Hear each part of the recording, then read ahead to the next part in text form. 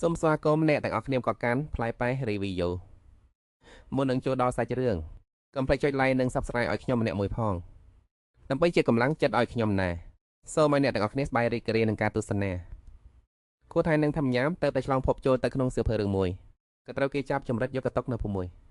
ត្រូវបានគេលើកឲ្យបងប្អូនភ្លោះល្ងងខ្លះពីរនាក់ដើម្បីធ្វើពិធីលាងសាយប៉ុន្តែពេលដែលពួកគេគិតថាជីវិតខ្លួនចប់ហើយបងប្អូនភ្លោះ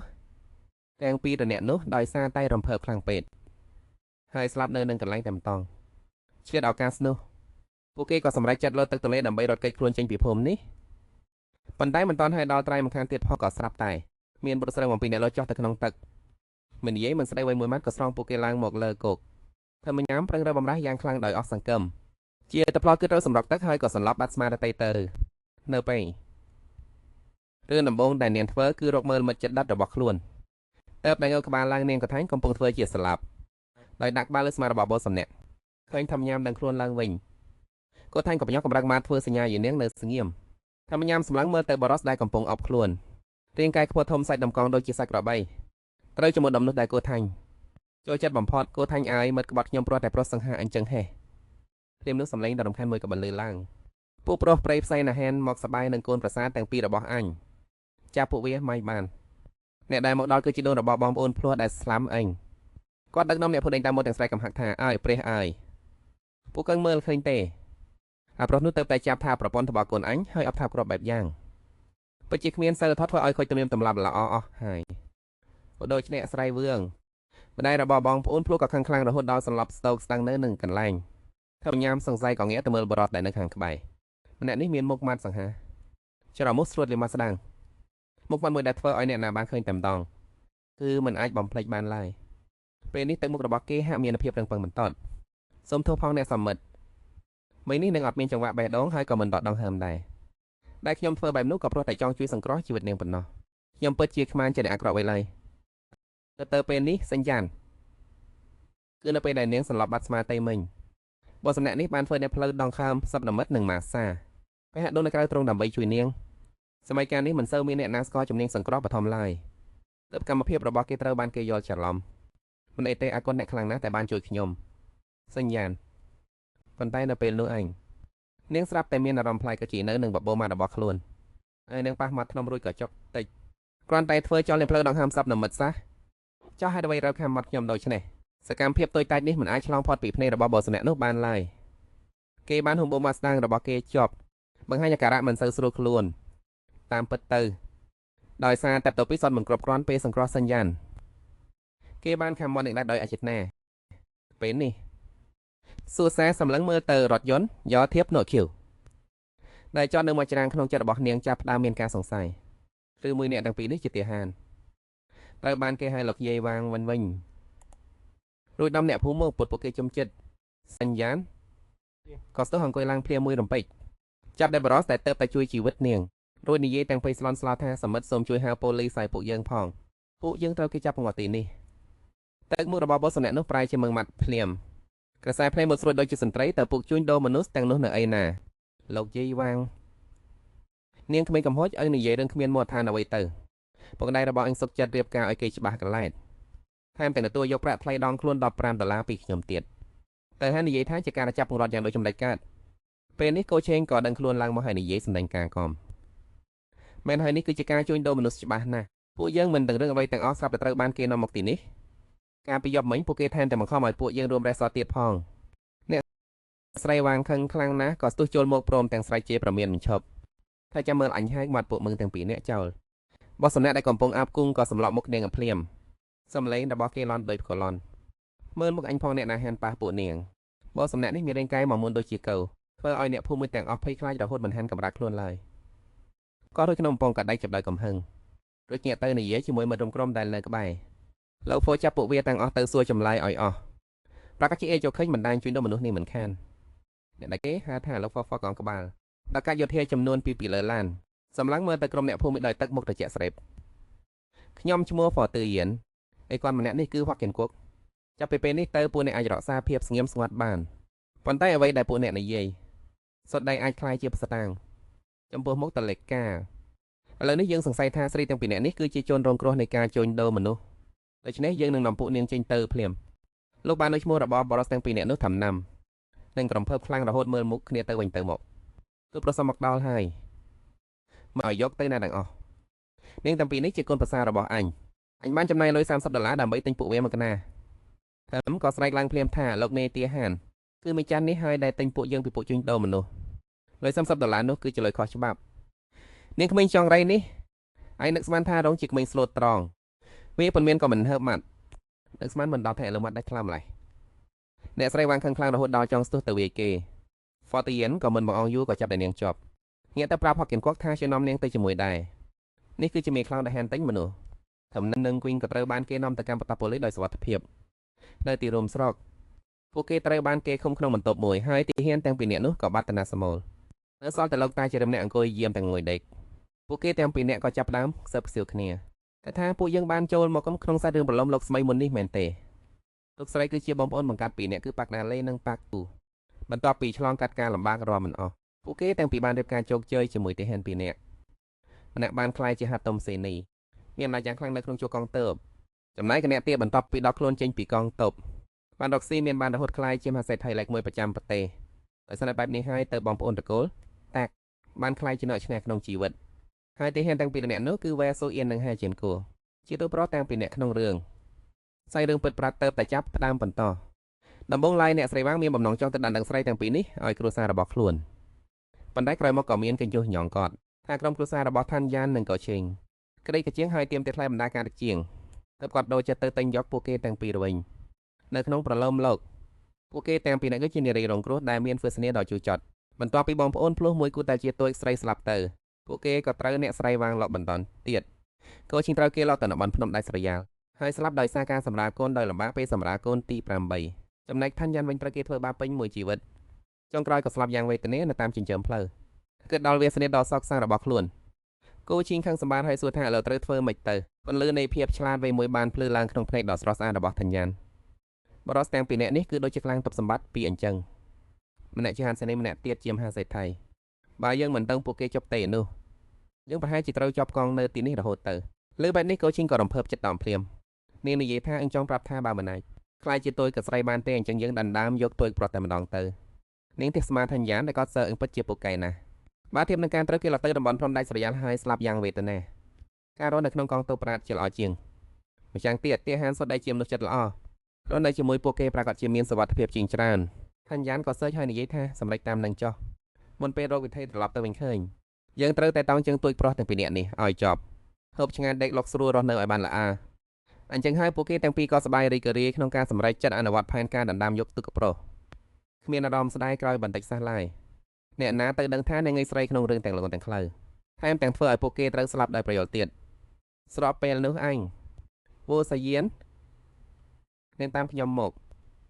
កោឈីងបញ្ញប់សួរភ្លាមចុះខ្ញុំវិញសម្ដីមិនតាន់ដាក់ពីមាត់ផងក៏មានបុរសម្នាក់ដែលមានរាងកាយមកមុនដោយកោបាដើរចូលមកនិយាយដោយត្រជាក់ស្រែបថានាងត្រូវនៅទីនេះជាមួយខ្ញុំថាញ៉ាំយល់ពីស្ថានភាពភ្លាមប៉ុន្តែសំណាងល្អដែលអ្នកទាំងពីរបានត្រៀមខ្លួនទុកមុនហើយនាងគ្រាន់តែកលែកមើលគូឈីងមួយផ្លែជាសញ្ញាថាឲ្យទុកចិត្តចោះរួចក៏ដើរតាមវូសៀនចូលទៅក្នុងបន្ទប់សួរចម្លើយដែលនៅក្បែរនោះអង្គុយចោះលើកៅអីវូសៀនបើកសៀវភៅកំណត់ហេតុសួរដោយសំឡេងធ្ងន់ថាឈ្មោះថាញ៉ាមអាយុប៉ុន្មានថាញ៉ាមធ្វើជាតនខ្សោយដោយចេតនារួចឆ្លើយតបដោយសម្លេងសាវីទៅតែពេញ18ឆ្នាំគាត់រឿងនេះមានន័យថានាងមិនតាន់គ្រប់20ឆ្នាំនៅឡើយមិនអាចរៀបការដោយស្ម័គ្រចិត្តបានឡើយវូសៀនក៏ត្រៃយ៉ាងរហ័សមុននឹងសម្លឹងមើលនាងដោយក្រាសែភ្នែកមុតស្រួចនាងនិយាយថាខ្លួននឹងត្រូវគេឡុកមែនទេប៉ុន្តែយោងតាមការស៊ើបអង្កេតរបស់ពួកយើងគ្រួសាររបស់នាងនិងតកូវាងបានភ្ជាប់ពាក្យគ្នាតាំងពី10ថ្ងៃមុនម្លេះថែមទាំងបានបង់ថ្លៃទឹកដល់ឲ្យគ្រួសារនាងចំនួន$15ទៀតថ្លៃទឹកដល់ឲ្យនៅថាញ៉ាំលោកមន្ត្រីតែការដែលខ្ញុំត្រូវពុកនឹងបងប្រុសជាមនុស្សតរិឆានរបស់ខ្ញុំបង្ខំឲ្យរៀបការមិនត្រូវបានគេរាប់ថាជាការជួញដូរមនុស្សមែនទេតែខ្ញុំមិនស្មារតីចិត្តហើយមិនមែនជាការជួញដូរមិនស៊ឺយ៉ាងណាភ្នែករបស់ថាញ៉ាំចាប់ផ្ដើមសត់ទឹកភ្នែកដោយភាពសុខសាន្តមើលទៅដូចជាអ្នកដែលចិត្តបាក់ទឹកចិត្តហួសសៀនជ្រួញចិញ្ចើមក្នុងសម័យកាលនេះការរៀបការតាមការរៀបចំរបស់ពុកម្ដាយគឺជារឿងធម្មតាណាស់ស្ត្រីជាច្រើនត្រូវបានគេឡុកសូម្បីតែត្រឹមមនុស្សជាដិតរបស់ខ្លួនលោកក៏មានទោះបីជាមិនត្រូវបានគេចាត់ទុកថាជាការជួញដូរមនុស្សដែលនិយមន័យច្បាប់ត្រឹមត្រូវក៏ដោយតែរឿងនោះវានៅតែជាអំពើខុសច្បាប់ដដែលហ្វូសៀនក្តាប់បីក្នុងតែណែនប្រាប់លំអិតមកទៅមានរឿងអ្វីកើតឡើងពេលនាងត្រូវគេឡុកល្អណាស់គេជាសម្ដីរបស់នាងហើយថាញ៉ាំដកដង្ហើមធំដោយធ្វើស្បាយក្នុងចិត្ត រួចក៏ជូតទឹកភ្នែកដែលតែបង្ខំចិត្តឲ្យហូរចេញមកនោះចេញភ្លាមបន្ទាប់មកនាងក៏រៀបរាប់យ៉ាងលម្អិតពីរឿងដែលខ្លួនត្រូវបានគេបង្ខំឲ្យរៀបការនាងថែមទាំងចែកឆ្លៀតឱកាសបង្វែររឿងការស្លាប់របស់កូនប្រុសទី2តកូលវាងឲ្យខ្លាចជាយប់ទៅហេតុដោយសារតែរំភើបខ្លាំងពេកពេលឃើញស្រីជាលើកដំបូងហើយសយ៉ានក្តោបវិញនៅក្នុងដៃយ៉ាងណែនក្រសែភ្នែករបស់គេបានសម្លឹងទៅលើផ្ទៃមុខរបស់មនុស្សស្រីនៅចំពោះមុខដោយមិនដឹងខ្លួននាងគឺជាក្មេងស្រីដែលមានមុខមកស្រស់ស្អាតស្បែកសពោផងរាងកាយតូចច្រឡឹងដោយសារតែមិនទាន់បានដូរខោអាវក្រោយពីធ្លាក់ចូលទៅក្នុងទឹកពេលនេះនាងកំពុងតែអប់តែទាំងពីរជាប់នឹងខ្លួនមើលទៅពិតជាទន់ខ្សោយខ្លាំងណាស់ធ្វើឲ្យអ្នកណាឃើញក៏ចង់តែអាណិតអាសូរមនុស្សបែបនេះពិតជាធ្វើឲ្យអ្នកដទៃងាយនឹងចិត្តទន់ដាក់ណាស់វ៉ាសាយ៉ានហៀបមាត់បន្តិចដោយអនកត់ត្រាចូលក្នុងសៀវភៅថាក្នុងយប់រៀបការវ៉ាងអែទទួលមរណភាពដោយសារតែរំភើបខ្លាំងពេកគេនិយាយបន្ថាខ្ញុំនឹងចាត់ឲ្យគេទៅផ្ដល់ដំណឹងដល់គ្រួសាររបស់នាងថមយ៉ានក៏សម្ដែងអាការភ័យខ្លាចជាភ្លាមនាងកុំបានអំពើអីមិនមែនឲ្យពួកគេមកទទួលនាងត្រឡប់ទៅវិញទេគឺគ្រាន់តែចង់សាកសួររឿងរ៉ាវខ្លះប៉ុណ្ណោះទោះបីជាក្មេងស្រីនៅចំពោះមុខមើលទៅទន់ខ្សោយហើយខ្សែភ្នែកដែលស្មោះត្រង់របស់នាងធ្វើឲ្យមនុស្សចង់ជឿជាក់ប៉ុន្តែក្នុងនាមជាទាហារម្នាក់គេមិនអាចជឿទេសនាម្ខាងរបស់នាងបានឡើយថមយ៉ានក៏បានប្រាប់ប្រសិទ្ធឋានដោយទឹកមុខស្ងប់ស្ងាត់វ៉ាសយ៉ានងក់ក្បាលរួចបាត់សៀវភៅហើយដើរចេញពីបន្ទប់មិនយូរប៉ុន្មានគេក៏ត្រឡប់មកវិញជាមួយខោអាវសានមួយឈុតដើម្បីជុំឲ្យថមយ៉ានពលឺភ្លើងសក្អាប់ចាំងមកលើផ្ទៃមុខរបស់ក្មេងស្រីធ្វើឲ្យនាងមើលទៅរឹតតែទន់ភ្លន់នឹងមានមួយស្ដីហើយការនៅជិតគ្នាក៏ធ្វើឲ្យវ៉ាសយ៉ានបានឃើញអ្វីដែលមិនគួរឃើញខាវ៉ាដែលសាមជោគជាប់នឹងដងខ្លួនបង្ហាញឲ្យឃើញនៅរឿងរ៉ាវដ៏តាក់ទាញគេក៏ប្រញាប់បែរមុខចេញត្រចៀកឡើងខំបន្តិចថមយ៉ានក៏លួចសើចដេចស្មានតែជាតួអង្គអស្ចារ្យអ្វីទៅទៀតតែណាទៅក៏គ្រាន់តែជាអាប្រុសល្ងងម្នាក់ដែលមានចិត្តត្រង់ប៉ុណ្ណោះសំឡេងរបស់នាងទន់ល្មើយថាលោកវ៉ាក៏គុណលោកខ្លាំងណាស់ដែលបានជួយខ្ញុំពូសយ៉ានឈរនៅនឹងកន្លែងតាំងពីដើមរៀងមកគេតែងតែត្រូវគេហៅថាមេឬក៏សមិទ្ធតែប៉ុណ្ណោះនេះជាលើកទី1ហើយដែលមានអ្នកហៅគេថាលោកវ៉ាមិនដឹងជាយ៉ាងម៉េចដែរការហាមនេះធ្វើឲ្យបេះដូងរបស់គេញោមញ័រតិចថមយ៉ានយកកន្សែងជូតសក់ដោយសំឡេងទន់ភ្លន់បើគ្មានលោកនោះទេថ្ងៃនេះខ្ញុំបានស្លាប់បាត់ទៅហើយសួស្ដីអ្នកក្តារខ្ញុំជាទាហាននេះជាការរងាដែលខ្ញុំត្រូវតែធ្វើមិនបាច់អរគុណទេនិយាយចប់ក៏ក្តារចេញទៅក្រៅភ្លាមដើម្បីទៅកន្លែងអីក៏ចឲ្យនាងផ្លាស់ខោអាវបន្ទាប់ពីផ្លាស់ខោអាវរួចក៏ដើរតាមហ្វូយិនត្រឡប់ទៅបន្ទប់ឃុំខ្លួនចាស់វិញលំមពេលនោះហើយក៏ដើរចេញមកពីខាងក្នុងដែរគាត់បានដាក់ហៅក្រៅចេញហើយដោយពាក្យត្រឹមតែឲ្យយុទ្ធពន្ធក្បែបយោធាប៉ុណ្ណោះហាមសម្លឹងមើលទៅខាងក្នុងក៏ឃើញអាវក្រៅយោធារបស់គាត់កំពុងដុល្លើរាងកាយរបស់កូថៃពួកគេទាំងពីរនាក់ទៅសួរចម្លើយអ្នកផ្សេងទៀតមកមិត្តសម្លាញ់ទាំងពីរនាក់ក៏បានអង្គុយជិតគ្នាជាលើកដំបូងពួកគេក៏ចាប់ផ្ដើមសឹកសៀវនិយាយគ្នាលេងភ្លាមទាំងផ្លាស់ទួលព័ត៌មានពីស្ថានភាពរបស់គ្នាទៅវិញទៅមកនិយាយមួយសន្ទុះអ្នកទាំងពីរដោយសារតែហត់ពេកក៏ផ្អែកស្មាននឹងគ្នាដេកឡប់បាត់ទៅមិនដឹងថាពេលវេលាកន្លងទៅយូរប៉ុណ្ណានោះទេសំឡេងរំខានខ្លាំងពីខាងក្រៅក៏ដាស់ពួកគេឲ្យភ្ញាក់ឡើងអ្នកស្រីវងកំពុងឈរនៅមុខទ្វារស្រែកជាប្រមាថខ្លាំងថាឆាបដោះលែងកូនប្រសាទាំងពីររបស់អញចេញមកគ្រប់គ្នាមើលចោះគឺអាមនុស្សថោកទាបពីរនាក់នេះហើយដែលមកចាប់កូនប្រសាអញកូនប្រុសអញទាំងពីរនាក់ទៅតែស្លាប់ចុះហេតុអីក៏មានអាមនុស្សហានមកប៉ះពាល់ប្រពន្ធគេបែបនេះលោកអើយតើនៅមានច្បាប់តម្លាប់ទៀតឬទេតាមហាមនឹងសម្លឹងមើលមុខគ្នារួចលូនទៅជិតទ្វារដើម្បីលួចមើលនៅខាងក្រៅហ្វូយិននិងហွာខៀនគួរកំពុងត្រូវក្រុមមនុស្សមួយក្រុមឡោមព័ទ្ធជំជិតពាក់កណ្ដាលភូមិមិត្តគោលវងបានមកដល់ទីនេះអស់ហើយក្នុងដែលពួកគេកាន់ទាំងចាប់ជីកនិងប៉ែលដឹកនាំដោយអ្នកស្រីវងដែលតាមពិតគួរតែត្រូវឃុំខ្លួនរួមជាមួយពួកគេប្រហែលជាដោយសារសម្ភារភូមិមិត្តគោលវងខ្លាំងពេកទើបតាប៉ូលីសរោតែឡើងក៏ចេញមកគុំមុនការកំណត់បាទថ្ងៃនេះមិនដោះលែងមនុស្សទេតកោវងយើងនិងអ្នកភូមិយើងនឹងកំទេចទីនេះឲ្យរៀបស្មើពេលនេះក្រៅពីហ្វូយិនទៅសល់តែមិត្តរំក្រុម2ទៅ3នាក់ទៀតប៉ុណ្ណោះខណៈដែលភូមិមិត្តគោវងមានគ្នាជាង20នាក់ឯណោះគ្រាន់តែឃើញស្ថានភាពខាងក្រៅភ្លាមតាមក៏នឹកឃើញកំណត់ល្អមួយនាងប្រញាប់រត់ចូលទៅខាងក្នុងដើម្បីរកលោកពយមថ្វាពួកអាយម្ដុំនេះគេមកក៏ភ្លាមទៅស្រែកហៅអ្នកនៅប៉ចិត្តបំផុតអាយមកឲ្យលឿនឡើងពយមថ្វាក្លែកមើលទៅខាងក្រៅឃើញហេតុការណ៍ដានទាំងពេកក៏មានចិត្តអន្តះសាហាវដែរយប់នេះនៅភូមិមីស៊ីលនៅមានបាត់ដីអ្នកនៅបតាចិត្តបំផុតគេចេញទៅអស់ហើយបើអញ្ចឹងហៅទៅភូមិផ្សេងទៅប្រាប់មេភូមិជាមួយលេខាដឹកនាំមនុស្សមកឲ្យលឿនបើយឺតជាងនេះគឺមិនតការទេពួកយមថាយល់ថាមានហេតុផលក៏ប្រញាប់ទៅទូរសន្នភ្លាមឥឡូវត្រូវធ្វើមួយជីទៀតសញ្ញានៃខ្ញុំចង់វត្តយ៉ាងត្រជាក់ជាការពិតណាស់គឺឆ្លៀតឱកាសនេះសងសឹកនឹងអើងភ្នែករបស់កៅឈីងភ្លឺផ្លេកឡើងសញ្ញារស្ទំថាមួយដុំមកចែកកៅឈីងរួចចង្អុលតអ្នកស្រីវាងហើយឲ្យនឹងកបជំថ្ងាស្មីស្រីម្នាក់នោះក្នុងប្រឡំលោកតួយប្រុសទាំងពីរនាក់ពេលវាគ្នាគឺខ្លាំងណាស់ម្នាក់អាចទប់តល់ជាមួយមនុស្សរាប់សិបនាក់បានដូច្នេះសិនយានមិនមានអ្វីត្រូវបានរំផលឡើយក្រៅពីនេះមិនត្រឹមតែអាចសងសឹកបានប៉ុណ្ណោះទេថែមទាំងអាចឆ្លៀតឱកាសនេះបំបាត់ដំណាស់ឲ្យកាន់តែខ្លាំង រវាងអ្នកភូមិត្តរកូលវាងនឹងតូចប្រុសទាំងពីរនាក់នោះទៀតផងរឿងនេះនឹងជួយឲ្យនាងនឹងកោជិងឲ្យរត់ចេញពីភូមិត្តកូលវាងបានយាយចាំម្នាក់នេះពិតជាសិលថោខ្លាំងណាស់ខ្ញុំបានប្រាប់ហើយថាពេលនោះខ្ញុំធ្វើបែបនេះគឺដើម្បីជួយសងគ្រោះមនុស្សនោះមិនមែនជាការថាប់ទេគឺការជួយដកដង្ហើមសັບនិមិត្តពួកជៀនគួរកំពុងខ្ចីព្យាយាមបកស្រាយស្រាប់តែផាច់អ្នកស្រីវាងស្រែកលោឡាឡើងក្តាប់ក្បាលហើយអង្គុយចុះទៅលើដីឈាមហូរចេញពីច្រមុះអារ៉ាមដែរគាត់ភ័យស្លន់ស្លោស្រែកថាគេវាយមនុស្សហើយធ្វើពេកខួសហេតុពេកហើយមនុស្សម្នាក់ក៏សម្រុកចូលទៅប៉ុន្តែហួចជៀនគួរនៅមិនទាន់យល់ថាមានរឿងអ្វីកើតឡើងផងក៏ឃើញមនុស្សមួយក្រុមសម្រុកមកលើពួកគេខឹងសម្បានឡើងកបត់ដៃអាវហើយសម្រុកចូលទៅវិញភ្លាមវ៉ូស៊ីអានក៏ងាកកាក់ដាប់ដៃចូលជួយបាក់ពួកខ្លួនដែរក្នុងពេលដែលវឹកវ៉ូនោះសិនយានបានកប់ដុំធំមួយនៅចំក្បាលវ៉ូស៊ីអានដោយចៃដន្យនាងក៏បញ្ញប់ពីដៃទាំងពីរទៅតុខាងក្រោយក្នុងភ្លាមធ្វើការវិការជាកូនតន្សៃតូចដល់ស្លូតបូតវ៉ូស៊ីអានីក្បាលមកមើលនាងដោយក្រសែភ្នែកមាននៅជ្រៅមិនយូរប៉ុន្មានអ្នកទាំងពីរនាក់ក៏បដូរមនុស្សជាង20អ្នកបានពួកនៅសល់ឃើញពួកគេខ្លាំងពេកក៏គ្មាននរណាម្នាក់ហានចូលមកទៀតឡើយពេលលេសពីភូមិជិតខាងក៏មកដល់ហើយអមេកមេភូមិនិងអ្នកភូមិទៅជាមួយសរុបទាំងអស់មានប៉ុន្មាន10នាក់ប៉ូសយានបានយកលិខិតបញ្ជាក់របស់ប៉ូលីសមកបង្ហាញម្ដងទៀតប៉ូលីសប៉ុន្មានអ្នកនោះក៏បង្ហាញកាយវិការកោពភ្លាមដែលមានការជួយជ្រោមជ្រែងពីពួកគេពួកអ្នកបង្ហាញទាំងអស់សុទ្ធដែលត្រូវបានចាប់ខ្លួនចំពោះលោកស្រីបានដោយសារតែមានរបួសហើយថែមទាំងត្រូវរៀបចំពិធីបុណ្យជាសពឲ្យកូនប្រុសទៀតទើបត្រូវបានគេអនុគ្រោះឲ្យមុនពេលចេញទៅគាត់បានកាន់ថ្មីសម្លឹងមើលសម្លក់សម្លឹងសើយ៉ាងកាយសាហាវនាងស្រីថោកទាពីអ្នកនោះចាំមើលចោះរឿងនេះមិនទាន់ចាប់ត្រឹមនេះទេបន្ទាប់ពីឆាកល្ខោននោះបញ្ចប់ទៅផូសយានក៏ដើរទៅចិត្តសិនសានត្រៀមនឹងអប់រំនាងមួយមេរៀនប៉ុន្តែនៅពេលនោះឯងដែលប្រពន្ធធួយគូក៏រត់ចូលមកប្តឹងទាំងភ័យស្លន់ស្លោកូនទាំង3នាក់របស់ពួកយើងត្រូវគេចាប់បង្រត់បាត់ហើយទឹកមុខរបស់ផូសយានក៏ប្រែជាដឹងតែភ្លាមតាមពិតទៅការមកដល់លើកនេះរបស់ពួកគេគឺដើម្បីអនុវត្តបែបកម្មសម្ងាត់ព្រមទាំងជួយអាជ្ញាធរមូលដ្ឋានតម្លៃក្រន្ទីជួញដូរមនុស្សដែលមានប្រត្រីធំដែលពួកគេមកភូមិមិត្តកោវាងក៏ប្រតែកំពុងស៊ើបអង្កេតតម្រុយតពីស្ថាបស្ថានភាពរួចហើយពួកគេទាំងពីរនាក់ក៏ប្រញាប់នាំមនុស្សទៅដេញចាប់ពួកជួញដូរមនុស្សនោះមុនពេលទៅផូសយានបានផ្ដាំញ៉ាកចេញពីទីនេះក្រែងលត្រូវពួកអ្នកភូមិមិត្តកូលវាងស្ទាក់ចាប់ខ្លួនយកទៅវិញពួកគេទាំងពីរនាក់ក៏ងក់ក្បាលយល់ព្រមតាមសម្រួលបន្ទាប់មកពួកគេក៏សម្លឹងមើលមុខគ្នាមួយផ្លែតសុទ្ធតែយល់ថានេះគឺជាបង្ហាញខ្លួនរបស់ទុក្ខស្រីដែលមាននៅក្នុងប្រឡំលោកក្នុងចំណោមនោះបងប្អូនស្រីកូលបៃកំពុងតែជាតំប៉ាំងនៅលើភ្នំក៏ជាដនប្រថាឃើញសម្បុករបស់ពួកជួញដូរមនុស្សប៉ុន្តែដោយសារតែមានហេតុផលពេកពួកគេក៏សម្រេចចិត្តមិនលុកដៃចូលរឿងនេះហើយក៏មិនបានប្រាប់នរណាម្នាក់ដែររហូតតតែមានក្មេង3នាក់បាត់ខ្លួនតែបងប្អូនស្រីទាំងពីរនាក់បានឃើញដោយចៃដន្យ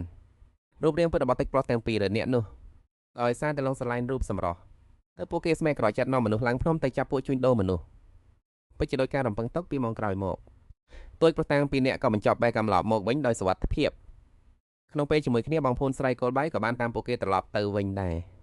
រសំញាមនឹងកោថាញ់បានឈរមើលពីចម្ងាយមិនដឹងថាបងប្អូនស្រីទាំងពីរនាក់នេះបែរហើយនឹងបែរទុបបាននិយាយអ្វីខ្លះជាមួយទួយប្រុសទាំងពីរនាក់នោះទេប៉ុន្តែឲ្យឃើញច្បាស់ថាក្នុងភ្នែករបស់ពួកគេមានពលឺចែងចាំងនិងស្នាមញញឹមអៀនខ្មាស់នៅលើមុខរបស់ពួកគេស្រាប់តែបែរហើយបានងាកទៅមើលខាងក្រោយរបស់ភូទៀនក្រសែភ្នែករបស់នាងបានសម្លឹងមកលើសំញាមនិងកោថាញ់ក្នុងភ្នែករបស់នាងមានភាពស្អប់ខ្ពស់បន្តិចកោថាញ់បានពេលបាត់បង្ហាញពីការមើលងាយពួកកស្រីនឹងស្មានដណ្ដឹងថាវានឹងទៅជាបែបនេះចំណែកសំញាមវិញគឺមិនមានអ្វីគួរឲ្យភ្ញាក់ផ្អើលឡើយយ៉ាងណាមិញសម័យកាលនេះគេមិននិយមអ្នកដែលមានស្បែកសាសគូស្ទន់ខ្សោយនោះទេគឺគេចូលចាប់ភាពរឹងមាំនិងមានកម្លាំងកំហែងច្រើនជាងប៉ុន្តែបើមិនគិតពីស្បែកពណ៌ស្រអែមនិងស្នាមជាមួយចំនួននោះទេគឺបងអូនស្រីពីរនាក់នេះក៏ស្រស់ស្អាតគួរសមដែរបន្ទាប់ពីពួកគេទាំងពីរនាក់នោះចាក់ចេញទៅគឺសំញាមក៏បានលើកទួយប្រុសទាំងពីរនាក់ពិភាក្សាគ្នាពីរឿងនាំខ្លួនក្រុមអ្នកជួញដូរមនុស្សស្លាប់ទៅវិញភ្លាមក៏នឹកឃើញដល់សាច់រឿងនៅក្នុងបលមលោកពិតមែនហើយពឹកថែមបន្ទាប់ពួកគេនឹងចាក់ចេញទៅនៅតាមផ្លូវពួកគេនឹងជួបដោយចៃដន្យជាមួយបងប្អូនស្រីតកូលបៃដែលទៅទិញអត្យ៉ាងជួនជិះឡានទៅជាមួយទៀតបន្ទាប់មក2ខែក្រោយមកណាបងប្អូនស្រីទាំងពីរនាក់នេះក៏ប្រឡងចាប់ចូលសាកលវិទ្យាល័យនៅក្នុងទីក្រុងជាកន្លែងដែលអង្គភាពរបស់ទុយប្រុសទាំងពីរនាក់ចាំការហើយចាប់ពីពេលនោះមកក៏ជួបគ្នានៅតាមផ្លូវជាបនបន្ទាប់ស្នេហារបស់ពួកគេក៏រីកចម្រើនជាលំដាប់ឆ្លៀតពេលដែលពួកគេទាំងពីរនាក់កំពុងពិភាក្សាគ្នាសំញាមក៏បានទាញកោថាញ់ចូលក្នុងបន្ទប់ដោយទឹកមុខម៉ឺងម៉ាត់ស្អែកពួកគេទៅហើយយើងត្រូវតែសម្រេចចិត្តឥឡូវនេះបើមិនអញ្ចឹងទេពេលគេទៅបាត់យើងនឹងលែងមានឱកាសទៀតហើយបាត់និយាយច្រើនទេក្នុងភ្នែករបស់ពួកគេទាំងពីរសុទ្ធតែបង្ហាញពីភាពតាមចិត្តក្នុងមេត្រូវតែចែកឲ្យបានកោថាញ់សួរថានឹងជ្រើសសច្ចៈអ្នកណាសំញាមស្ទាក់ស្ទើរមួយសន្ទុះឬមួយយើងចាប់ឆ្នោតទៅចាប់ក៏ចាប់ញ៉ាំរហ័សតែបិចមួយដើមសរសេរឈ្មោះរបស់ទុយប្រុសទាំងពីរនាក់ដាក់លើក្រដាស2សន្លឹកជាមួយការបោះកាក់3ដងពួកគេទាំងពីរនាក់បាត់ទឹកភ្នែកហើយម្នាក់មើលក្រដាសម្នាក់មួយ កូថាញ់គឺជាអ្នកបាក់មើលមុនគេពេលឃើញឈ្មោះលើក្រដាស់នាងក៏ផ្ទុះសំណាក់ហាខ្ញុំខ្លាចជាក្របីទឹកមែនហើយសំញាមិញញឹមបិទមាត់រួចញាក់ក្តាស់របស់ខ្លួនចូលក្នុងហោប៉ៅអោចុះបើអញ្ចឹងខ្ញុំនឹងខ្លាចជាចប់ព្រៃចប់ព្រៃនឹងក្របីតើគឺជាឈ្មោះសម្ងាត់ដែលគេដាក់ឲ្យទូកប្រុសទាំងពីរនាក់តាមពិតទៅតាំងពីយូរណាស់មកហើយសំញាមនឹងច្បាស់ថាកថាញ់សរសំនឹងឈ្មោះក្របីទឹកមួយនោះនាងក៏បានសរសេរឈ្មោះ Walking Quack ដាក់ក្នុងកដាសទាំងពីរតែម្ដងទៅការចាប់ឆ្នោតគ្រាន់តែជារូបភាពប៉ុណ្ណោះកូថាញ់សួរថាចောက်លើត្រូវធ្វើមិនទៀតក្នុងភ្នែករបស់សំញាមមានភាពស្ទាក់ស្ទើរមួយផ្លែតប៉ុន្តែមិនយូរប៉ុន្មានក៏ត្រឡប់មកជាមកមុនវិញបងជ្រើសរើស Walking Quack ចំណែកបងជ្រើសរើស Fox ទីយិនយប់នេះត្រូវរកវិធីទៅញ៉ាំបាយជាមួយពួកគេឲ្យបានភ្នែករបស់កូថាញ់ភ្លឺថ្លាឡើងពិតជាបងស្រីដែលយល់ចិត្តប្អូនបំផុតមែនសំញាមដាក់ចេញផែនការនេះមិនមែនព្រោះតែអារម្មណ៍ឆេវឆាវទេតែគឺបានគិតគូរយ៉ាងល្អិតល្អន់រួចហើយពួកគេទាំងពីរនាក់ពេលនេះសុទ្ធតែជាស្រីមេម៉ាយចង់ក្នុងមួយយប់ធ្វើឲ្យទុយក៏ប្រត់ទាំងពីរនាក់ដែលពីដើមស្រឡាញ់ទុយស្រីបែរមកស្រឡាញ់ខ្លួននៅបងស្រីរបស់នាងសូម្បីតែការបោះបង់ចោលការរើសអើងក្នុងសង្គមដើម្បីនាំពួកគេទៅជាមួយគឺជាកិច្ចការដែលមិនអាចទៅរួចវិធីតែមួយគាត់គឺមានតែជិះខ្នងខ្លះហើយត្រូវតែបន្តទៅមុខទៀតសម័យកាលនេះផ្នត់គំនិតនៅតែប្រឹកសនិយមខ្លាំងណាស់ប៉ុន្តែគ្រាន់មានទំនាក់ទំនងស្និទ្ធស្នាលគ្នាហើយក៏មិនខុសអ្វីពីការភ្ជាប់ពាក្យដែរដល់ពេលនោះហ្វុកទឺយាននឹងមកគៀនគាត់ទោះចង់បាបបងពួកគេក៏មិនអាចទៅរួចដែរផែនការនេះមានចំណុចអាក្រក់ខ្លះប៉ុន្តែដើម្បីចេញពីភូមិដើម្បីដល់ឲ្យចំនឹងដើមឈើនំទាំងពីរនេះពួកគេគ្មានចម្រៅផ្សេងទៀតឡើយបើមិនដូច្នេះទេរងចាំដល់ពេលគ្រួសារមកចាប់ត្រឡប់ទៅវិញតែផលប្រាក់ដាច់ជាវេទនារហូតដល់ស្លាប់មិនខានហ្វុកទឺយានកំពុងឈរនៅក្រៅទ្វារដែលកាន់អាហារពេលល្ងាចបាននៅក្របម៉ាត់ទាំងអស់ទៅមុខរបស់បោះសម្នាក់នោះងឹតសូនគួរឲ្យខ្លាចអ្នកទាំងពីរមិនចង់រងចាំដល់យប់ទេចាប់ដើមធ្វើសកម្មភាពភ្លាមតែម្ដងកូថាញ់យកលេសទៅសងអាវក្រៅដើម្បីទៅរកចំណែកសំញាំក៏ឈរនៅមុខបន្ទប់របស់ហ្វុកទឺយានលួចលើកទឹកចិត្តខ្លួននឹងដោយស្ងាត់ក្នុងស្ប័នតែងតែប្រាមិនស្នេហ៍ដាក់បទសោបជាញឹកញាប់របៀបចូលចិត្តគេទោះបីជានៅក្រៅនាងមិនได้ធ្វើបែបនេះក៏ដោយតែគ្រាន់តែធ្វើតាមអ្វីដែលនាងបានសុបិនឃើញប្រកាសជាគ្មានបញ្ហាអ្វីឡើយនាងដកដង្ហើមធំរួចដៃកោះទ្វារទៅតែដើរចូលទៅនាងក៏ឃើញលោកហ្វុកទឺយានកំពុងអង្គុយនៅមុខកំពុងរៀបចំឯកសាររបស់ក្រុមមនុស្សជួញដូរក៏ចិញ្ចាំបន្តិចមើលទៅហាក់ដូចជាមិននឹកស្មានទេតម្លាក់ភ្នែកចោះសម្ដែងកាយវិការខ្សោយកម្លាំងលោកហ្វខ្ញុំវិញមុខបន្តិចតើលោកអាចសុំថ្នាំផ្ដាសាយខ្ញុំពីគ្រាប់បានទេហ្វទឺយានឆ្លើយយ៉ាងត្រជាក់ខ្ញុំអត់មានទេអញ្ចឹងខ្ញុំទៅសួរអ្នកផ្សេងវិញក៏បាននិយាយបណ្ដានាងក៏ធ្វើកាយវិការថាវិលមុខបណ្ដារាងកាយទន់ច្រាយផ្អៀងទៅមុខប៉ុន្តែហ្វទឺយានមិនកម្រាស់ខ្លួនសំបីតែបន្តិចដំណាំគ្មានចម្រាបក៏បង្ខំចិត្តចុះដៃលើតហើយដកដងហើមធំដោយខកចិត្តនៅជិតដល់ថ្នាក់នេះហើយនៅតែមិនព្រមជួយត្រនាងបន្តិចសោះនាងស្លាមើលហ្វទឺយានដោយកែវភ្នែកអង្វរសង្កឹមថាគាត់នឹងមានចិត្តអាណិតប៉ុន្តែហ្វទឺយានគ្រាន់តែនិយាយយ៉ាងប្រងើយកណ្ដៅនៅមានរឿងអ្វីទៀតទេបើគ្មានទេខ្ញុំត្រូវធ្វើការមួយទៀតពេលចេញទៅក្រៅកំភ្លេចបើធ្វើឲ្យខ្ញុំផងយាបថាតែជាស្រាប់នេះធ្វើឲ្យធំនិយាយឡើងចេញធ្វើមេចៃនឹងបបបងឱកាសនេះបានទៅនាងងើយមុខឡើងសម្លេងគាត់អានលោកផខ្ញុំរងាណាស់គាត់ថាបន្ទប់លោកមានទឹកក្តៅតែខ្ញុំសំប្រាប់បន្ទប់ទឹកនៅទីនេះបានទេការទៀនដែលចាំមកដល់ថ្នាក់នេះធ្វើឲ្យហ្វទឺយានមានអារម្មណ៍ស្អប់ខ្ពើមក៏ក្រងនឹងបដិសេធថ្លាមប៉ុន្តែពេលឃើញមុខរបស់នាងសាច់ស្លាំងរាងកាយញ័រទីមើលទៅហាក់ដូចជារងាខ្លាំងមែនទែនតែឃើញដល់ទឹកទន្លេដែលត្រជាក់កក់សូម្បីតែរូបគាត់ផ្ដាល់ពេលត្រឡប់មកវិញក៏ត្រូវងូតទឹកក្តៅទៅអាចវិលមករកសភាពដើមបានដែរស្រីម្នាក់នេះមានកម្រងវ័យមួយយ៉ាងតែចោះយ៉ាងម៉េចទៅរៀនពេញមួយជីវិតនេះតើការលំបាកណាខ្លះដែលគាត់មិនធ្លាប់ជួបគ្រាន់តែធ្វើដូចមុនពេលមិនឲ្យចិត្តរំជួលគឺបានហើយគាត់ក្រោយឆ្លាងរួចនិយាយដោយសំឡេងត្រជាក់បានខ្ញុំចេញទៅក្រៅអ្នកងូតទៅចោះដំណាំចាប់ដៃឲ្យគាត់ភ្លាមប៉ុន្តែខ្ញុំនៅម្នាក់ខ្ញុំខ្លាចណាស់ក្នុងភ្នែករបស់ហ្វទឺយានលេចចេញនៅពន្លឺមើលងាយគ្រាន់តែចង់បានដៃមួយរូបសំបីតែភាពខ្មាស់ស្អៀនក៏មិនត្រូវការទៀតដែរឬដល់ថ្នាក់មិនត្រូវការសំបីតែគេដកឈ្មោះមែនទេគាត់ក៏រុញដៃនាងចេញគាត់និយាយដោយទឹកមុខមឹងម៉ាត់ថាបើខ្លាចจะទៅរកមិត្តស្រីម្នាក់នោះមកនៅជាមួយទៅខ្លួនខ្ញុំជាមនុស្សប្រុសម្យ៉ាងទៀតក៏ជាទាហានដែរនៅទីនេះទាំងហេតុផលទាំងសីធើគឺមិនសមគួរទេថែមទាំងនិយាយមិនដាច់ពីមាត់ទៀតព្រះអាយទៅតួឯកប្រុសនេះយឺតយ៉ាវរឿងក្តីស្រឡាញ់ពេកឬយ៉ាងណាឬមួយក្នុងបេះដូងរបស់គេមានតែតួឯកស្រីម្នាក់គាត់គ្មានជើមរើសអ្វីផ្សេងទៀតនាងក៏សម្រេចចិត្តទៅងូតទឹកសិនវោជាយានបានចេញទៅខាងក្រៅដើម្បីត្រៀមសួរចម្លើយអ្នកទោសស្របពេលនោះដែលកូនចៅក៏មករាយការណ៍ថាក្រុមគ្រួសាររបស់ថែមបានមកដល់ហើយតែគាត់ក៏សម្រេចចិត្តទៅជួបពួកគេសិនតាមផ្លូវទៅកាត់កន្លែងឃុំខាងគាត់ក៏ឈប់ដើរភ្លាមលើកមុនក្រុមអ្នកភូមិតកូលវាងបានមកបង្ករឿងសូមអរគុណលោកដែលបានហៅគេមកជួយលោកតាក្រវីដែលហើយសើចមិនបាច់អរគុណទេគឺកញ្ញាថែមដែលជាអ្នកប្រាប់ខ្ញុំទេ នាងប្រាប់ខ្ញុំឲ្យទូរស័ព្ទទៅពោស្តាពលឹកដែលនៅជិតបំផុតបើពួកគេមិនគ្រប់គ្នាទេឲ្យតាក់ទងទៅភូមិមួយចំវិញនោះឲ្យមេភូមិមួយគៀងគោអ្នកភូមិមកជួយពិតជាមានប្រសិទ្ធភាពមែនវោជាយានឈរស្ងៀមមួយផ្លែតគឺនាងមែនទេពេលដងរបស់គាត់ស្រាប់តែលោតញាប់ខុសធម្មតា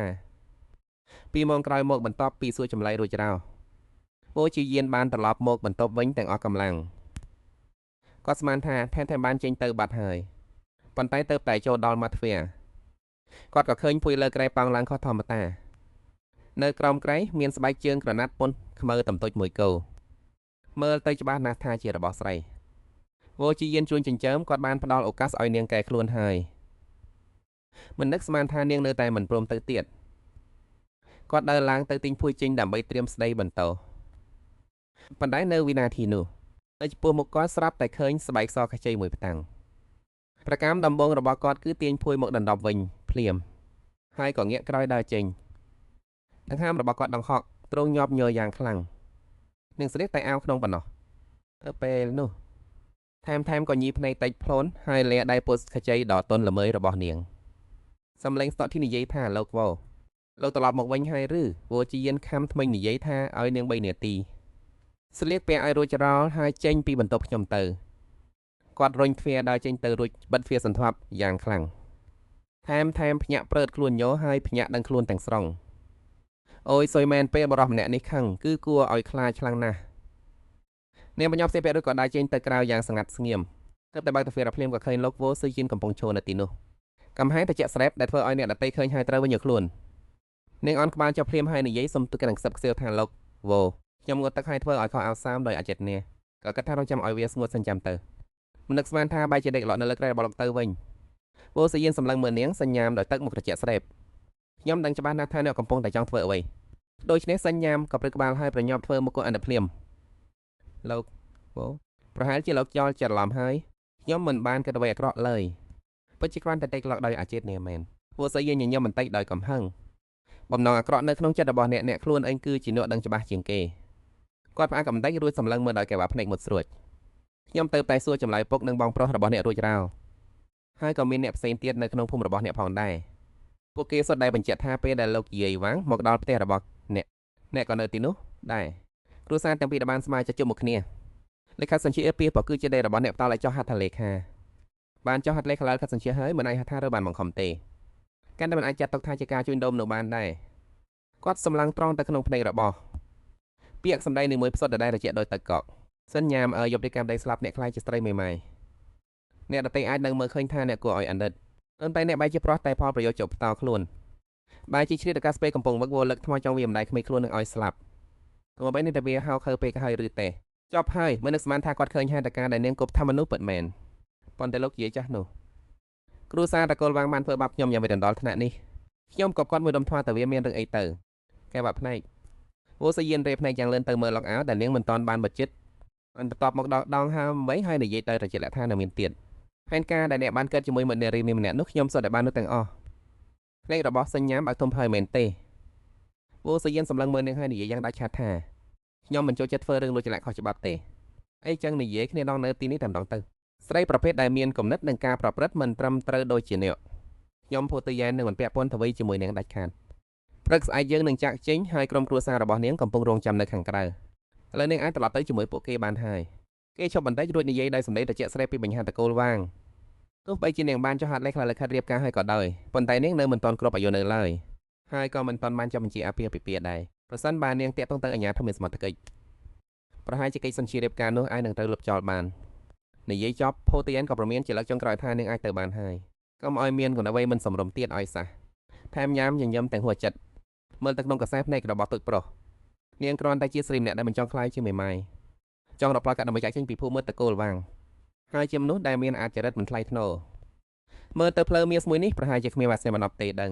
នាងបែរខ្លួនដើរចេញទៅដោយស្ងៀមស្ងាត់ភូតយែនសម្លឹងមើលទៅក្នុងរបស់នាងក្នុងចិត្តស្រាប់តែមានអារម្មណ៍ថានាងគួរឲ្យអាណិតបន្តិចដែរស្រាប់តែថែមញ៉ាំងាកក្រោយមុខវិញភ្នែកទាំងគោឡើងក្រហមព្រឹងបណ្ដៃនាងនៅតែគោញញឹមទាំងបង្ខំថាលោកផូអ្វីដែលលោកនិយាយគឺត្រឹមត្រូវលិខិតរៀបការនោះខ្ញុំពិតជាចុះហត្ថលេខាដោយខ្លួនឯងមែនប៉ុន្តែខ្ញុំពិតជាគ្មានចម្រាស់ទេគឺត្រូវគេបង្ខំហើយខ្ញុំធ្វើរឿងឈួតបែបនេះមិនមែនព្រោះតែចង់តង់ឡើងខ្ពស់នោះទេគឺគ្រាន់តែចង់រករៀនមានជីវិតប៉ុណ្ណោះបើសិនបើយើងនៅមិនក្នុងភូមិតកូលវាង ខ្ញុំច្បាស់ជាត្រូវស្លាប់មិនខានពោលទីយ៉ែងចូលស្ងៀមនៅទីនោះពាក្យសម្ដីចុងក្រោយរបស់នាងនៅតែបន្លឺឡើងក្នុងត្រចៀកគេមិនដាច់ថែមញ៉ាំបាយខ្លួនដើរចេញយ៉ាងលឿនរួចជួតទឹកភ្នែកនេះគឺជាការលេងល្បែងដាក់ភ្នាល់ចុងក្រោយរបស់នាងហើយបើនាងមិនបានក៏ទុកឲ្យវាសនាជាអ្នកកំណត់ចោះនាងត្រឡប់ទៅបន្ទប់ចាស់ដើម្បីរងចាំគូថាញត្រឡប់មកវិញប៉ុន្តែចាំយូរហើយក៏មិនឃើញស្រមូលអ្នកណាឡើយតាមហេតុផលទៅប្រសិនបើខ្ញុំរាជ័យនឹង8-9% គឺគូថាញក៏មិនជោគជ័យដូចគ្នាទោះយ៉ាងណាក៏ដោយអាមនុស្សឈ្មោះត្រើតែគូមួយនោះគឺរឹងរូសជាងផូតយ៉ែនទៅទៀតមនុស្សប្រភេទនោះភាគច្រើនចូលចិត្តប្រភេទស្រីដែលទង់ខ្សោយស្លូតបត់ដូចជាបាសីតូចតែនៅក្បែរខ្លួ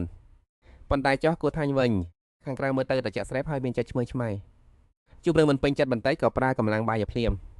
ប្រសិនបើមិនអាចចាប់ផ្លូវមេសបានទេនោះមានតែវិធីមួយគត់គឺត្រូវចាក់ចេញពីភូមិមិត្តគោលវាងឲ្យបានប៉ុន្តែក្នុងសម័យកាលបែបនេះស្រីមេម៉ាយពីអ្នកចង់ចាក់ចេញពីទីនេះដោយកម្លាំងខ្លួនឯងវាពិតជាលំបាកខ្លាំងណាស់ក៏ចាស់គិតឡើងសញ្ញាណក៏ដេកលុកទៅទាំងមិនដឹងខ្លួនរំលងអត្រាហាក់ដូចជាមានអ្នកណាម្នាក់លួចបាក់ទ្វារចូលមកយ៉ាងស្ងៀមស្ងាត់ថែមទាំងថំបិណ្ឌដប់ភួយឲ្យនាងទៀតផងព្រឹកឡើងពេលភ្ញាក់ពីគេងសញ្ញាណសម្លឹងមើលជុំវិញបន្ទប់មិនឃើញគូឈីងទេម្សិលមិញនាងមិនបានត្រឡប់មកវិញសោះឬមួយក៏ត្រឹមនោះតកូលវាងចាប់ខ្លួនទៅវិញហើយនាងភ័យស្លន់ស្លោះទៅក្រោកឡើងរួចប្រញាប់បាក់ទ្វាររកគេនាងក៏ស្ងៀមធ្វឹងភ្លាមព្រោះនៅម្ខាងទៀតនៃច្រករបៀងគូឈីងកំពុងឈរប្រឈមមុខជាមួយអូសៀននៅក្បែរនាងគឺហឹកជៀនគួររូបរាងផុសស្លាស់ទឹកមុខត្រជាក់ដោយទឹកកប់រយាកាសដានទាំងគួរឲ្យខ្លាចគ្រាន់តែហឹកជៀនគួរសម្លេងស្រួតចាត់ថាលោកវោលោកនិយាយរឿងអ្វីមិនសមហេតុផលបែបនេះពួកយើងមានឋានៈស្មើគ្នាលោកគ្មានសិទ្ធិគ្រប់ខ្ញុំទេខ្ញុំបានសម្រេចចិត្តឲ្យថានឹងនាំនាងទៅអភិបជាមួយខ្ញុំវោសីយ៉ានជួនជាចាំខ្ញុំបានរមានលោកតាំងពីម្សិលមិញមកកម្លេះប៉ុន្តែចន្ទៈរបស់លោកស្រីដល់ថ្នាក់នេះមែនទេហឹកជៀនគូមានអារម្មណ៍រងាបន្តិចប៉ុន្តែនៅតែរឹងខ្ញុំមិនខ្វល់ទេពេលនេះនាងគឺជាមនុស្សរបស់ខ្ញុំនឹងនាំនាងទៅអង្គភាពឲ្យខានតែបានសញ្ញាណស្លាងកាំងស្ទើកងបេះដូងមួយសន្ទុះក្រោយមកនាងក៏លើកអានឹងយីតូចឆ្វះទៅរក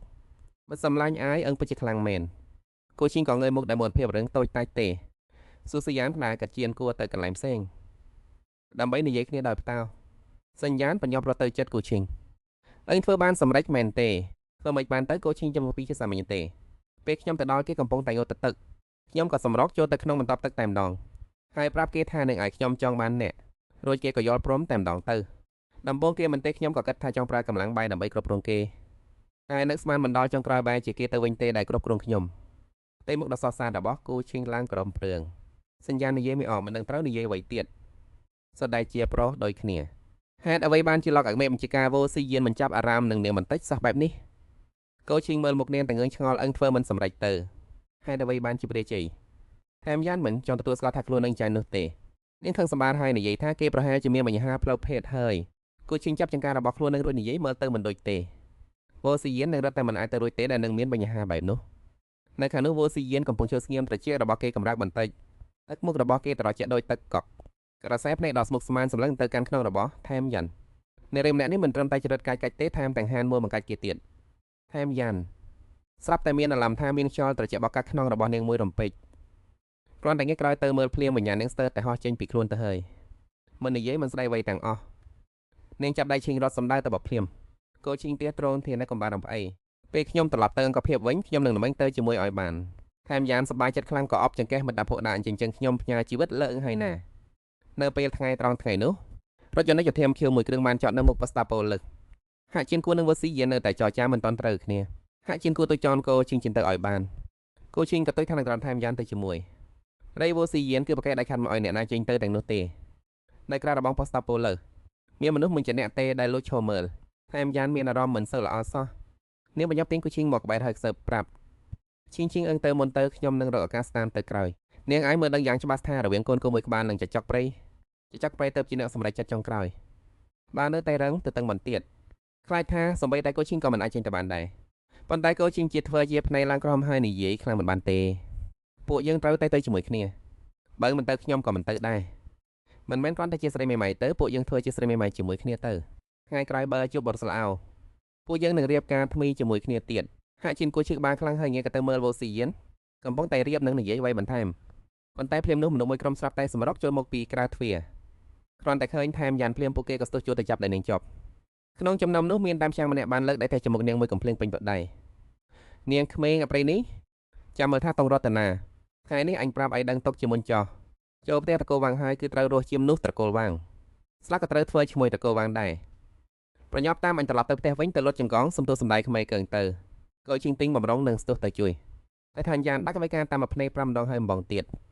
រួចនាងក៏ធ្វើជាដួលទៅលើដីដោយចិត្តណានាងតបមុខហើយយំអួរដើរមកលោកកពុកលោកពុកជាសាច់ឈាមតំណែកគាត់របស់កូនហេតុអ្វីបានជាគ្រាន់តែ$15សោះលោកកពុកដាច់ចិត្តឡោះកូនទៅវិញក្នុងភ្នែកលោកពូពុកមានតែបងប្រុសសម្នាក់ទៅដែលជាកូនបង្កើតចោះកូនវិញកូនមិនមែនជាមនុស្សមែនទេ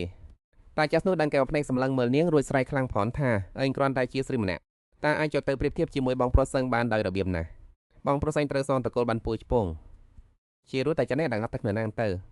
ការពិសិលមិញទាំងគ្រួសារចាំនៅមុខទ្វារពេញមួយយប់តែនៅតាមឃើញអមនាងក្មេងអប្រិយនេះតតែសះព្រឹកនេះទៅតែឃើញឡានទាហានមកទទួលមនុស្សពួកគេក៏ដឹងភ្លាមថាបើមិននាងត្រឡប់ទៅឥឡូវនេះទេនាងក្មេងនេះប្រាក់ច្រត់ចោលស្រុកមិនខានឡើយពេលត្រូវគេអូសឲ្យក្រោកឈរថញ្ញានសម្លឹងមើលទៅខាងវ៉ូស៊ីយានដោយអស់សង្ឃឹមខ្ញុំគ្រាន់តែចង់រស់ប៉ុណ្ណោះបើត្រូវត្រឡប់ទៅភូមិមិត្តកោវាងវិញខ្ញុំប្រាក់ដាច់ជាស្លាប់មិនខានពាក្យសម្ដីដែលនាងនិយាយការពីយប់មិញ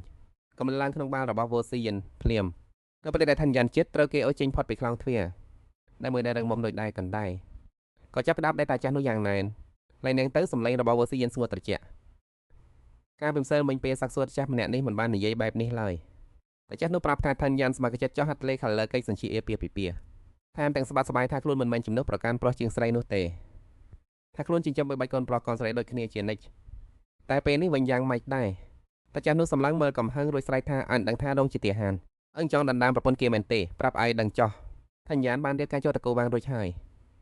ការពីយប់មិញដើម្បីនាំនាងចេញទៅគាត់បានប្រឌិតរឿងគ្រប់យ៉ាងតែនៅតែបោកមិនឈ្នះដណ្ដើមអ្នកឡើយ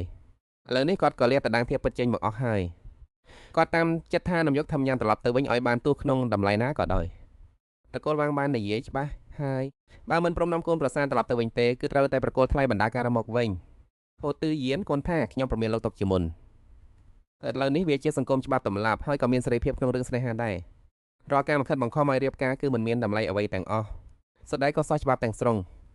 គាត់ចាំអ្នកនោះខាងរហូតស្រែកថាខុសច្បាប់ស្អីគេវាជាកូនស្រីរបស់អញក្នុងខ្លួនវិហារដែលឈាមរបស់អញចិញ្ចឹមវាអញ្ចឹងវារើតែស្ដាប់បង្កប់អញដូចជាសាច់ឆ្កែមួយក្បាលអញ្ចឹងពោលទិយានសាឡាងកាំងពេលឃើញភាពគ្មានគេតែខ្មាស់របស់បរិសុទ្ធចំណាស់ម្នាក់នេះទឹកមុខរបស់គេដែលពីមុនមកត្រជាក់ស្រេបស្រាប់ហើយពេលនេះកាន់តែប្រៃជាខ្មឹងរហូតដល់គួរឲ្យខ្លាចស្រាប់តែគេទានដីរបស់ថាម្យ៉ាងខ្លាំងរួចប្រកាសយ៉ាងអាឡារិចថាតែចាប់ពីថ្ងៃនេះដល់ទៅនាងមិនមែនជាកូនស្រីរបស់លោកទៀតទេប៉ុន្តែនាងគឺជាកូនដឹងរបស់ខ្ញុំមនុស្សគ្រប់គ្នាដែលនៅទីនោះខាងឡើងធ្វើម្យ៉ាងញញឹមតែនាងបានផ្លោះឆ្នេះហើយនាងក៏ចាប់ដៃពុទ្ធយានភ្លាមពយដើម្បីជួយកំប្រថាមែនហើយយើងទាំងពីររើស្រឡាញ់គ្នាជាយូរមកហើយតែការពីមុនព្រមចោះហាត់លេខខាងលើខេត្តអភ័យពីពីគឺព្រោះតែត្រូវគេបង្ខំស្រឡាញ់គ្នាពោលទយានជ្រុញជាចាំតែចឹមប៉ុន្តែអ្នកដែលផ្ដើមរឿងនេះគឺខ្លួនគេផ្តាល់មកដល់ពេលនេះទូចង់ស្ដាយក្រោយក៏ហួសពេលទៅហើយបរិសុទ្ធចំណែកនោះពោពេញដោយការសង្ស័យមិនអាចទៅរួចទេពួកកងស្រឡាញ់គ្នាតែហេតុអ្វីបានជាអញមិនដឹងម្យ៉ាងទៀតអញក៏មិនមែនជាអ្នកនាទីនេះដែរធ្វើម្យ៉ាងដល់ប្រយ៉ាងមកមាត់ថាយើងស្គាល់គ្នាតាមរយៈការសរសេរសម្បត្តិផ្ញើឲ្យគ្នាមែនហើយលើកនេះមកកោទួលខ្ញុំទៅនៅជាមួយគាត់ចាស់នៅខឹងសម្បាស្រ័យថានាងក្មេងកំហួចចង់ទៅហេកុំសំបីតែរំពឹងឲ្យសះនិយាយចប់គាត់ក៏ស្ទុះចូលទៅរកបំណងទីនាងចេញពីដៃរបស់ពោធិយានដែលអត់ធ្មត់ដល់កម្រិតកំណត់ទៅហើយកំពុងតែត្រៀមខ្លួននឹងចេញដែរក៏ស្រាប់តែថាម្យ៉ាងទីងគេចប់នាងសើប្រាប់ថាកុំតន់អីនាងដើរឡើងទៅក្បែរទៅចឹកលុយថាធ្វើពុកឥឡូវនេះវាជាសង្គមច្បាប់ទម្លាប់ការរៀបការតាមការកំណត់គឺខុសច្បាប់ឪពុកមិនព្រមឲ្យកូនទៅទេកូននឹងប្តឹងពុកឲ្យជាប់គុកគាត់សើចក្អាក់ថានាងគិតថាអញខ្លាចការដឹងរបស់នាងមែនទេថាម្យ៉ាងក៏សើចចំអាក់វិញថាបើពុកមិនខ្លាចកូនដឹងចុះបើកូនស្លាប់តើពុកខ្លាចទេនិយាយចប់នាងក៏ទីញ៉ៅឡើងបង្ហាញឲ្យឃើញស្នាមរបស់ក្រហមឆ្អៅវែងមួយនៅលើកដែរបើពុកខានបង្ខំឲ្យកូនត្រឡប់ទៅតកូវាងវិញខ្ញុំនឹងសម្លាប់មេបានតកូវាចូលមិនគេបង្អស់រួចហើយយកទៅព្យួរនៅមុខផ្ទះតាដងឲ្យឃើញផ្ទាល់ភ្នែកតែម្ដងចាំមើលថានៅមានអ្នកណាហែនលើកូនស្រីឲ្យកូនប្រុសតាទៀតឬអត់តែចាស់នោះធ្វើមុខញញើតតែញញឹមតែភាពភ័យខ្លាចរួចស្ទាក់ស្ទើរមួយសន្ទុះធំតែក៏លោកដែរទៅរកភោជីយានរួចនិយាយថាឲ្យលើថ្លៃទឹកដោះចំនួន$30មកអញមកអញនឹងឲ្យយើងយកវាទៅចោះភោជីយានមិនចង់និយាយច្រើនឲ្យខាត់ពេលទេគេក៏ដកលុយ3សន្លឹកធំពីក្នុងហោបបោះឲ្យតាចាស់នោះភ្លាមផុតកាន់លុយឲ្យឆាប់ទៅឲ្យឆ្ងាយពីមុខខ្ញុំទៅឃើញលុយភ្លាមតាចាស់នោះក៏ត្រេកអរខ្លាំងរួចនាំគ្នារត់ទៅបាត់ថែមញៀនដកដងហាមធំដោយភាពធ្វើស្រារួចបែរមកជាមួយភោជីយានលោកភោអរគុណខ្លាំងណាស់ដែលជួយខ្ញុំឲ្យរួចផុតពីស្ថានភាពនេះខ្ញុំនឹងសងលុយទាំងនេះជូនលោកវិញឲ្យបានឆាប់បំផុតភោជីយានកន្លែងមើលនាងមួយភ្នែកខ្ញុំព្រមនាំនាងទៅគឺដើម្បីចង់ឲ្យនាងចាក់ចេញពីទីនេះប៉ុណ្ណោះបន្ទាប់ពីនឹងទៅគឺរឿងរបស់នាងហើយនៅលើឡានក៏មកធ្វើស្អីផ្ដេសផ្ដាសយសះបើមិនអីចឹងទេខ្ញុំមិនរុញនាងទម្លាក់ពីលើឡានឡើយខ្ញុំសញ្ជាថាខ្ញុំនឹងស្ដាប់បង្គាប់លោកគ្រប់យ៉ាងថែមញៀនធ្វើមកកំ pl ៃរួចលើកដៃសម្ពោះតាមរបៀបទាហានព្រមទាំងញញឹមដាក់គេយ៉ាងស្រស់ស្រាយឃ ឃើញស្នាមញញឹមរបស់នាងបេះដូងរបស់ភូជីយានក៏ចាប់ផ្ដើមញាំញ័រស្រាប់តែគេមិនប្រដាក់ក្នុងចិត្តថាតើខ្លួននឹងធ្វើរឿងនេះត្រូវឬក៏ខុសឡើយខ្លាចជាងកើផ្អែកចង្ការគិតមួយសន្ទុះរួចបែរមកសួរកូឈីងតើជំគុតតែឲ្យលុយខ្លះទៅផ្ទះរបស់នាងដែរឬទេកូឈីងក្រឡេកភ្នែកសម្លឹងមើលគេរួចចាប់ដៃគេអូសចេញទៅគ្រួសារខ្ញុំស្លាប់អស់ទៅហើយកុំនិយាយច្រើនពេកអីទៅវិញទៅរថយន្តទាហើយនៅខៀវមួយគ្រឿងបានបាត់កាត់តាមខ្លងទ្វារភូមិអង្គុយនៅឡានថែមយានមើលទៅភូមិតកូលវាងដែលកាន់តែឆ្ងាយទៅនាងបានស្បាតនៅក្នុងចិត្តថាប្រសិនបើមានឱកាសវេត្រឡប់មកទីនេះវិញនាងនឹងធ្វើឲ្យពួកមនុស្សដែលធ្លាប់មើលងាយនាងនឹងកូឈីងត្រូវតែសងអំណោយឈានវិញឲ្យបាន